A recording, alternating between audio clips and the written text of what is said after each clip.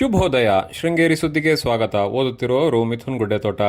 ಶ್ರೀ ಪರಾಭವನಾಮ ಸಂವತ್ಸರ ದಕ್ಷಿಣಾಯನ ಗ್ರೀಷ್ಮ ಋತು ಆಷಾಢ ಮಾಸ ಕೃಷ್ಣ ಪಕ್ಷ ದಶಮಿ ರೋಹಿಣಿ ನಕ್ಷತ್ರ ದಿನಾಂಕ 8/8/2026 ಶನಿವಾರ. ಬ್ಯಾಂಕ್ ಹಾಗೂ ಸರ್ಕಾರಿ ಕಚೇರಿಗೆ ರಜೆ. ಮುಖ್ಯಾಂಶಗಳು: ಕುದುರೆಮುಖ ಉದ್ಯಾನ ವ್ಯಾಪ್ತಿ ಗ್ರಾಮಸ್ಥರ ಜನಸಂಪರ್ಕ ಸಭೆ. ಸುದ್ದಿಯ ವಿವರ: ಕುದುರೆಮುಖ ರಾಷ್ಟ್ರೀಯ ಉದ್ಯಾನವನದ ಪುನರ್ವಸತಿ ಹೊಂದುವ ಪ್ರತಿ ಕುಟುಂಬಕ್ಕೆ ಕನಿಷ್ಠ 50 ಲಕ್ಷ ರೂಪಾಯಿ ಮೂಲ ಪರಿಹಾರ ಪ್ಯಾಕೇಜ್ ನೀಡಬೇಕು. 2005ರ ಸರ್ಕಾರಿ ಆದೇಶದಲ್ಲಿ ಹೇಳಿರುವಂತೆ ಅಕ್ರಮ ಸಾಗುವಳಿದಾರರು ಮತ್ತು ಅರಣ್ಯ ಒತ್ತುವರಿ ಸಾಗುವಳಿದಾರರ ಎಲ್ಲಾ ಬೆಳೆಗಳಿಗೆ ಮೌಲ್ಯಮಾಪನ ಮಾಡಿ ಪರಿಹಾರ ನೀಡಬೇಕು ಎಂದು ಬ್ಲಾಕ್ ಕಾಂಗ್ರೆಸ್ ಅಧ್ಯಕ್ಷ ಕೆಎಂ ರಮೇಶ್ ಭಟ್ ಹೇಳಿದರು. ಶಾರದಾನಗರದ ಕಾಂಗ್ರೆಸ್ ಭವನದಲ್ಲಿ ಬುಧವಾರ ಆಯೋಜಿಸಿದ್ದ ಕೆರೆಕಟ್ಟೆ ಗ್ರಾಮ ಪಂಚಾಯಿತಿ ವ್ಯಾಪ್ತಿಯ ಶಾಸಕರ ಜನಸಂಪರ್ಕ ಸಭೆಯಲ್ಲಿ ಮಾತನಾಡಿದರು. ರಾಷ್ಟ್ರೀಯ ಉದ್ಯಾನವನ ಪುನರ್ವಸತಿ ಹೋರಾಟ ಸಮಿತಿಯ ನೆಮ್ಮಾರ್ ದಿನೇಶ್ ಹೆಗಡೆ ಮಾತನಾಡಿ, ರಾಷ್ಟ್ರೀಯ ಉದ್ಯಾನವನ ಯೋಜನೆಯು 2003ರಲ್ಲಿ ಘೋಷಣೆಯಾಗಿದ್ದು, ಇಲ್ಲಿಯ ಮೂಲ ನಿವಾಸಿಗಳಿಗೆ 2008ರ ಒಳಗೆ ಪುನರ್ವಸತಿ ಮತ್ತು ಪರಿಹಾರ ನೀಡಲು ಸರ್ಕಾರ ಆದೇಶ ಮಾಡಿತ್ತು ಎಂದರು. ಮನವಿ ಸ್ವೀಕರಿಸಿ ಮಾತನಾಡಿದ ಶಾಸಕ ಟಿಡಿ ರಾಜೇಗೌಡ, ಸಮಸ್ಯೆಯನ್ನು ಬಗೆಹರಿಸಲು ಕುದುರೆಮುಖ ರಾಷ್ಟ್ರೀಯ ಉದ್ಯಾನವನ ಪುನರ್ವಸತಿ ಹೋರಾಟ ಸಮಿತಿಯ ಎಲ್ಲಾ ಪದಾಧಿಕಾರಿಗಳೊಂದಿಗೆ ಹಿಂದೆ ಮುಖ್ಯಮಂತ್ರಿ, ಉಪಮುಖ್ಯಮಂತ್ರಿ, ಅರಣ್ಯ ಸಚಿವರು ಮತ್ತು ಕಂದಾಯ ಸಚಿವರ ಬಳಿ ನನ್ನ ನೇತೃತ್ವದಲ್ಲಿ ನಿಯೋಗ ತೆರಳಿದ್ದೇವೆ.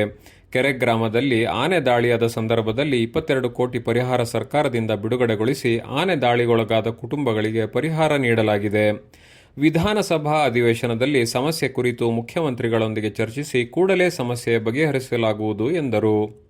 ಈ ಸಂದರ್ಭದಲ್ಲಿ ಕಾಂಗ್ರೆಸ್ ಮುಖಂಡರಾದ ಕುರಾದಮನೆ ವೆಂಕಟೇಶ್, ಪುಟ್ಟಪ್ಪ ಹೆಗಡೆ, ಎಂಎಚ್ ನಟರಾಜ್, ಲಕ್ಷ್ಮೀಶ್, ಮಾತೊಳ್ಳಿ ಸುನೀಲ್, ಚಂದ್ರಶೇಖರ್ ಮೇಗಳಬೈಲ್, ಶಕೀಲಾ ಗುಂಡಪ್ಪ, ಅಜಿತ್ ಅಣ್ಕುಳಿ, ಸೌಭಾಗ್ಯ, ದಿನೇಶ್ ಶೆಟ್ಟಿ, ರಾಜ್ಕುಮಾರ್ ಹೆಗಡೆ, ಕೆಬಿ ನಾಗೇಶ್, ನಾಗರಾಜ್ ಬೆಳಂದೂರು, ಶಶಾಂಕ್ ಮಲ್ನಾಡ್, ನಾಗೇಶ್ ಗೋಳ್ಗೋಡು, ನೂತನ್, ಸುಮುಖ ಇತರರು ಇದ್ದರು.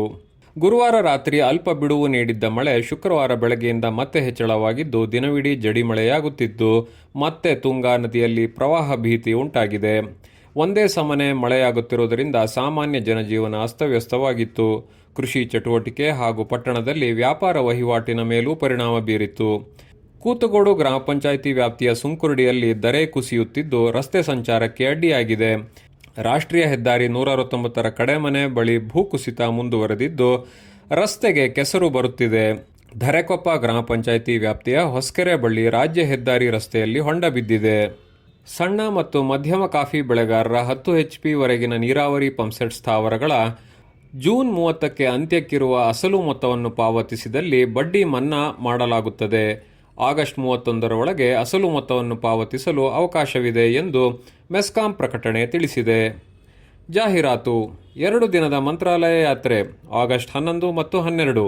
ಸಂಪರ್ಕಿಸಿ 6362900210.